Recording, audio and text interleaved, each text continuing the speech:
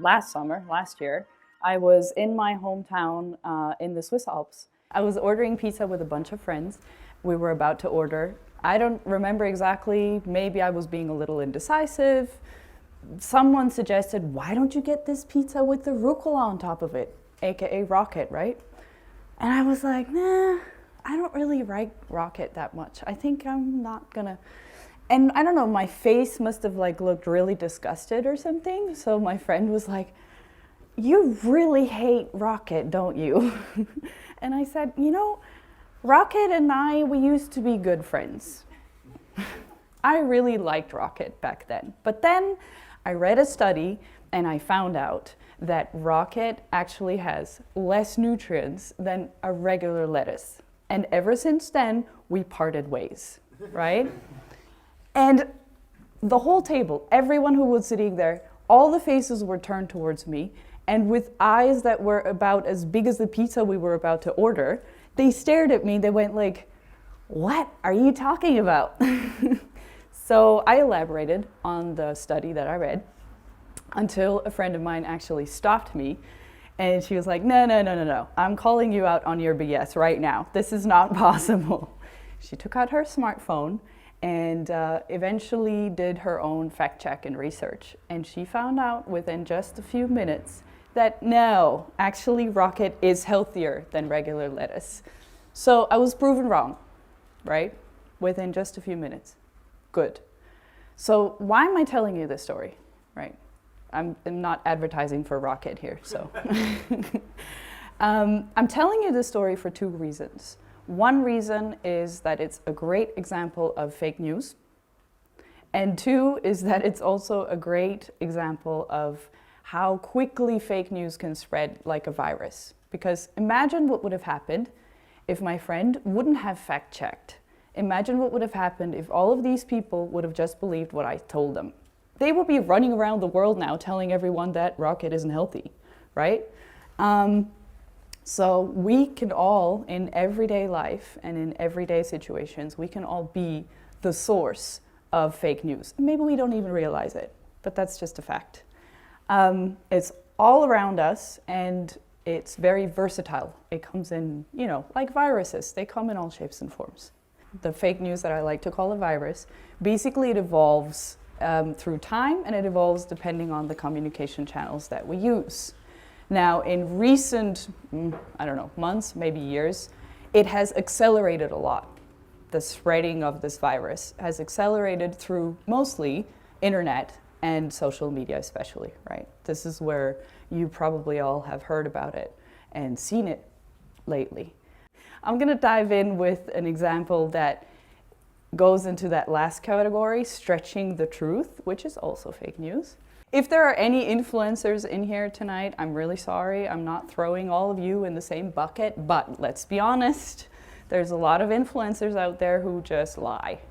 I mean, who takes their shampoo for a little walk, you know? I mean, this is when fake news or whatever we try to fake actually, just gets absurd. Actually, when it goes from absurd to, unrealistic, I mean, okay, let's play a game. Let's look at this image for a little bit. How many things do you see in here that are just, it doesn't work, right? Okay, so let's start with the obvious. No one shaves their leg in bed. No one. Seriously, please, don't know. I didn't want to know that. Too much information. And if she were to really wear a hat like that, and then if she were to lean back a little bit, she would tip over the mug that is filled over the brim with Fruit Loops. I mean, there's no space for milk, right? And then there's a teapot just on the bed. There's nothing underneath it. It would probably fall over if she just moves an inch. Like, okay, come on, guys. This is unrealistic. So now we're taking it a step further. We're going from unrealistic to impossible. Who can tell me what is wrong with this image? And no, it's not the underwear, so. Exactly. How does she close the fridge? I mean, come on. It goes from impossible to crazy and unnecessary, fully unnecessary. Okay, come on, we all know horses don't use watches. Now, we might all laugh about this, but these things, I mean, there's a billion more of those, and people like them. I mean, these people get more likes than I will ever get on my whole Instagram site, probably, you know? So it's frustrating because we're getting used to it. We're in the middle of super saturation of fake news, fake content all over. This isn't just influencer or social media. This is politics. This is yellow journalism. This is all over the place. And we're just getting used to it. We're getting, well, yeah, super saturated in it. So the problem is not just that we start to believe fake things. The problem is also that we don't recognize the truth anymore. We can't tell the difference. It's really hard because you get used to what you see, right? So a while back, actually, there was this girl who proved this, that we're not able to see, like to differentiate between reality and fake. This girl, Zilla, she went to Southeast Asia for 5 weeks on vacation. She said goodbye to her friends, said goodbye to her family, went to the airport, went to Southeast Asia. While she was there, she feeded her, Facebook accounts, and she had Skype conferences with her friends and her family to tell them that everything is great. And then she came back. And when she came back, she actually revealed to her friends and her family that she didn't really go anywhere. She faked the whole trip. So why did she do this? What she tried to do is she tried to hold up a mirror and basically show her friends and her family that A, it's really, really easy to manipulate someone, and also B, that it's not just celebrities or magazines or the top influencers. It's also friends, it's also family. Everyone is doing it. This story could be eye-opening, right? It could be a moment where you go, oh, okay, let's not do that anymore. Could be, but society took a little shift. I don't know what happened, but there's celebrities like Casey Neistat. Is that everyone knows who Casey Neistat is? If not, he's a big YouTube star. He actually said that you just shouldn't believe it. You should just watch it anyways, watch the YouTube videos, see the Instagram feeds, and whatever you do, just realize that whatever you see on social media is not real life. Does that make sense to anyone? Like, yeah, just keep reading newspapers, just keep watching TV, just keep seeing all the ads, be super saturated in everything, but always know it's just not reality. So then what is, right? How do we want this? Do we just want to live in a world full of lies everywhere? I mean, I know I don't want to. And I'm not the only one. I'm not the only one who's asking, where do we go from here? How do we fix this? There are, by now, some big bosses in the world who are reacting to this. The head of Instagram has announced just towards the end of last year that they were going to hide likes. Meaning, if you go through Instagram at some point, you are not going to see how many likes other people's pictures have anymore. You will only see how many you have, but your friends, no. Why are they doing this? Because they are actively trying to create a less pressured environment. They're actively trying to go, well, this is my interpretation of it, away from quantity and how many likes do I get and how do I fake it to get more likes and whatever, towards quality. And to me, quality is truth, basically. Now, this is obviously a big debate because there are a lot of brands out there, a lot of marketers out there, and a lot of influencers out there who care a lot about their numbers of likes being really, really open. But there are big players out there who also approve of this method. One of them is Gary Vee, also really big on social media. And he took it a step further. He said, yes, I want them to take away the likes. And while they're at it, why don't they take away the blue check mark as well? Because anything that sort of differentiates between us just based on quantity basically, that's not worth it. He basically takes this whole thing on a meta level. Okay, what's the problem? Like, we're looking at success in numbers and finances and status. We're not looking at success in the term of, does it make me happy? How am I feeling with it? Well, he's basically advocating for less vanity and more sort of honesty and happiness, right? There's more. More and more people are basically contributing to this. On the top left, you have, I don't know if you know him, he's the actor of Borat. And he basically had this huge rant about Facebook some weeks ago, where he slams Facebook for basically allowing hate speech. Then we have a campaign. This is an awareness campaign. It's called Are You Living an Insta Lie? And this is obviously targeted more towards younger people who are, well, trying to fake their Instagram accounts. And the third one is Vision, is a co-creator of Mind Valley. And he basically went into the supermarkets and basically exposed lies of the food industry. Now, all of these things happen in the internet, happen on social media, and all of it is sort of like a movement, exposing the lies and basically taking it a step further and going like, what can we, this isn't what we want, this isn't how we want to pursue. So yeah, more of this is happening. There are a lot of brands and a lot of celebrities not only exposing lies, but also trying to come up with ideas how to replace it. So all of these are simple ways of going like, okay, what should we do instead? Instead of doing what the others do, instead of wanting to be better, instead of making sure that I get all this amount of likes, why don't I look at myself? Why don't I make sure I feel good? Now you might notice a theme here, and this isn't because I handpicked it, but this is basically the general tonus in social media at the moment. It's focusing on mental health, right? Big topic right now. Now, why is this? How is that connected? Because lying is really bad for your health. Telling the truth is a health secret. If you want to become a healthier person, you can go run around the block 10,000 times. Try honesty, try truth. It does a lot. Because you will not get caught up in your stories. You will lower your stress levels. You will basically have not just mental health, but also physical health. Just think about it. You don't have to come up with stories. You don't have to go through the effort of having to fake anything. You're basically just being honest with yourself, right? And with others.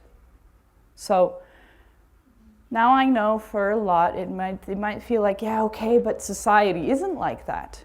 We don't have the breeding ground for it. So yeah, the first step might be difficult. You might be the odd one out if you speak up. But once you do it, it's easy. And it's as easy as baking a cake. Which is why I will now present you with a cake recipe that is very, very easy to follow. I only need 3 ingredients. Authenticity is the first and the most important ingredient. First, I put that one in a bowl. Now, what is authenticity? That's me. That's my identity. That's who I am. That's my personality. That is my truth. Once that's in the bowl, you know, like a flour or something, and then you make a little hole in the middle, then you put in the second ingredient, which is intention. Now, intention is, what do I want to achieve? What is my purpose? I don't know if you've heard about purpose for existence. If that rings a bell, that's the second ingredient. You put that in the bowl. And then the third, it's not a cherry, but it's like a cherry on top sort of thing. That's the value. So how can you serve? How can others benefit from you? And how, like, what's your value for others? You put that in the bowl. You mix it all together, and that's your truth cake. But I brought you a recipe as well, how to mix it. And it's this. I know it might look a little complex, but I'll walk you through it. Before we go through this applies to a social media post that you want to post. Before you post it, do this. Or it applies to a conversation you're going to have, an offer you're going to make, anything you want. Anywhere where you feel, okay, am I still connected to my truth? This is where you're going to use this. These 3 ingredients have 3 basic questions that you're going to ask yourself. Only 3. You start at the top. So you're going to ask yourself, am I being honest? If your answer is yes, yay, you get to go to step 2. You ask yourself, does this serve my purpose? If that answer is yeah, then you move on to level 3. On level 3, your question is going to be, and we're at the cherry on the top here, your question is going to be, does it benefit anyone?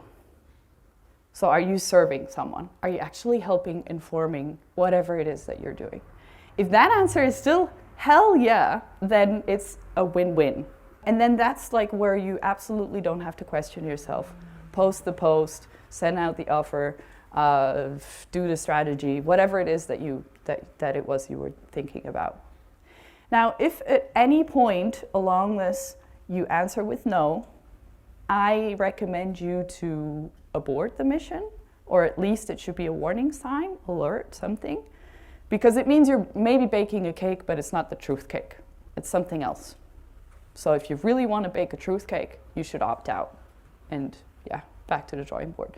Same if you're in this other sort of line where you're not sure, it's a maybe, I don't know, maybe you don't even care if you serve other people. This is where I highly recommend you to rethink, because then again, you're definitely not baking a truth cake with this if you just go through with it.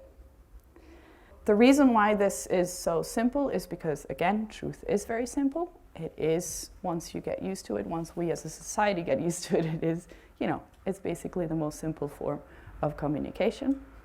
It is also the most valuable good, I believe, in today's society, because it's become so rare. That is why I personally have incorporated it in my mission statement, which is don't sugarcoat, just do you, and don't chase virality, just add value. This is a daily reminder for me, and it's also my own contribution to truthful communication throughout my private life and also my professional life. Because truth is healthy, and we all want to be healthy, right? And I actually believe that truth and honesty are even healthier than rocket. So I'll stick with that.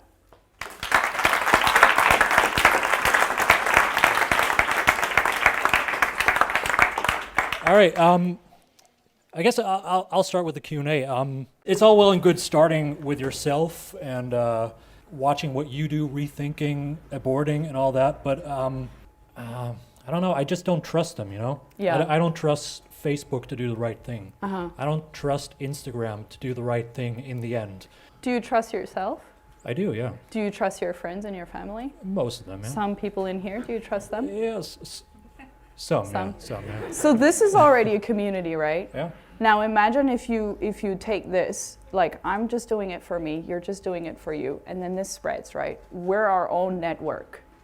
And the more that people start to speak up and they start to connect on the right grounds, I do believe that we can put pressure on the companies. In the end, the reason for companies like that to exist is because we need them and we want them, right? If we don't want them, if we don't need them, I mean, we're the people, we're the power in the end. Yes, it's optimistic, but let's start with, what we have. All right, I like that socialist idea, I guess. I didn't know that was socialist. I think it is. It all starts from the bottom. We, the people, have the power. Yeah. Wow, when you put it sorry, that way. I didn't mean to. I didn't mean to sound deprecating or anything. It is actually a wonderful sentiment. Mm-hmm. Do we have any questions from the audience? Don't you find it funny that in social media, most of the people are whining about social media is not real? So I know there are lots of influencers. I know one, she broke down in tears and to her followers and saying, that's not real, that's really not real, and started to... Were they real tears?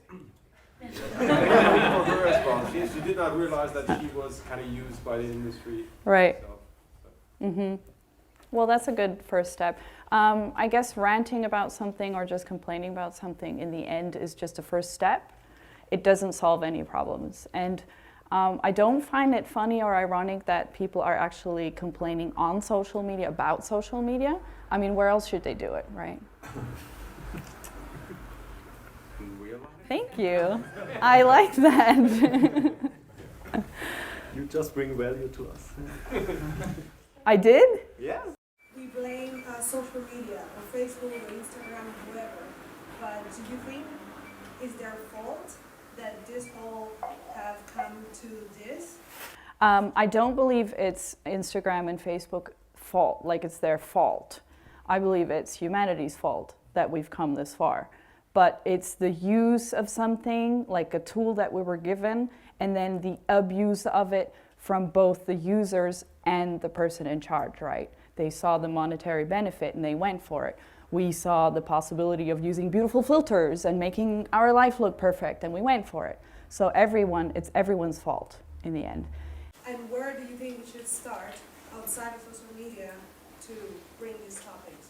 Where should we start? Oh yeah, how about with us?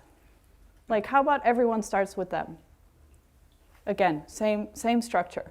How about I stop lying, you stop lying, not just on social media. We have to get used to honesty again, because we're not used to it. If you go to work and someone asks you, how are you? What do you answer? Like, I don't know, I sometimes, for the benefit of it, I just go like, I'm fine, you know? So it starts with that, or I don't know, I could come up with 1,000 examples, but I think we have to all sort of contribute, and it's hard work at first, but go through the 3 steps and learn to be more honest, because that will transport into all the channels.